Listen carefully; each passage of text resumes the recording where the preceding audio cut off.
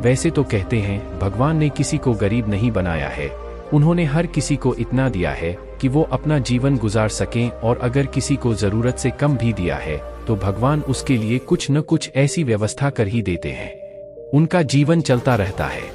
हम अक्सर दूसरों की अमीरी देखकर अपनी अमीरी और गरीबी का अंदाजा लगाते हैं।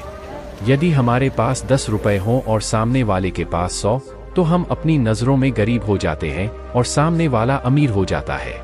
हम यह नहीं सोचते कि एक व्यक्ति कितनी मेहनत से रुपए कमाता है, 100 काम कर रहा है, उसकी जरूरतें क्या हैं।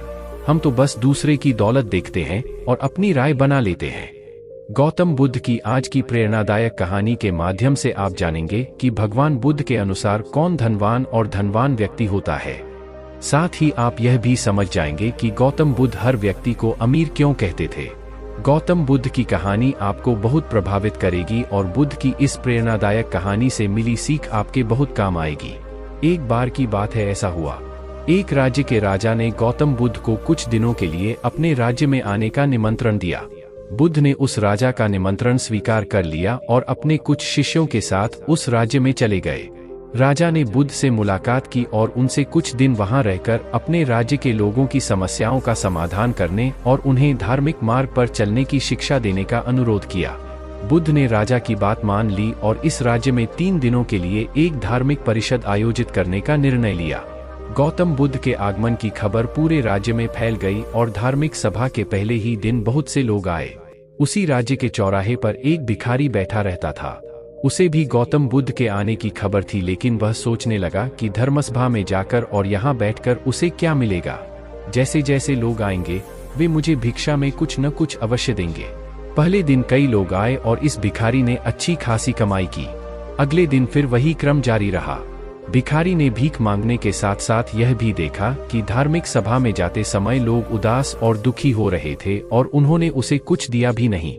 जब वह बुद्ध से मिलकर वापस आता है तो बहुत खुश दिखता है और खुशी खुशी भिक्षा भी देता है। यही सोचते सोचते दूसरा दिन भी बीत गया। तीसरे दिन जब बहुत कम लोग आए तो भिखारी परेशान हो गया। उसने कमाई नहीं की।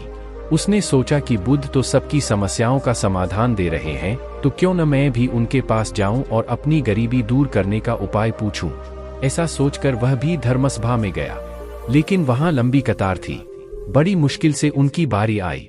बुद्ध के पास पहुंचकर उसने प्रणाम किया और कहा, प्रभु, इस गांव में सभी लोग सुखी हैं और सभी लोग धनवान तथा सुख सुविधा संपन्न हैं, फिर मैं गरीब क्यों हूँ? तुम गरीब हो क्योंकि तुम हमेशा दूसरों से मांगते रहते हो लेकिन कभी किसी को कुछ नहीं देते हो। भगवान बुद्ध ने उस भिखारी को देखा।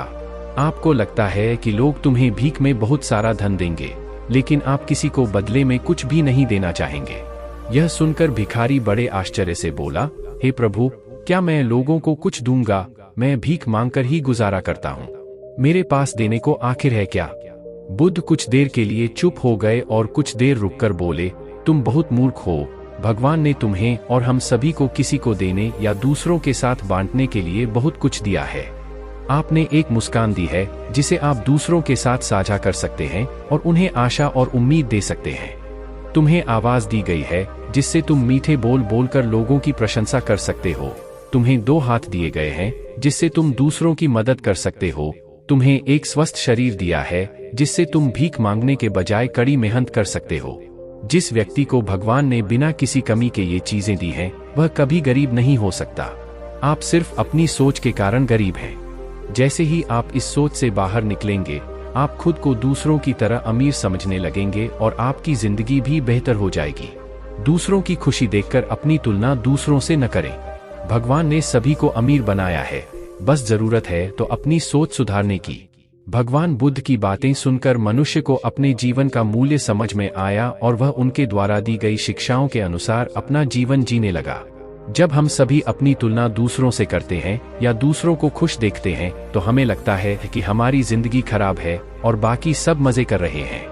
हम अपने जीवन में कभी भी अच्छी चीजों पर ध्यान केंद्रित नहीं करते हैं। हम कभी यह नहीं सोचते कि भगवान ने हमें स्वस्थ शरीर दिया है, जो सबसे कीमती चीज है। आप कितने भी अमीर क्यों न हो, अगर आपका शरीर उपयोगी नहीं है तो वह पैसा भी किसी काम का नहीं है। और वहीं अगर आप गरीब हैं लेकिन आपका शरीर बिल्कुल स्वस्थ है तो आप अपने आप में एक अमीर व्यक्ति हैं।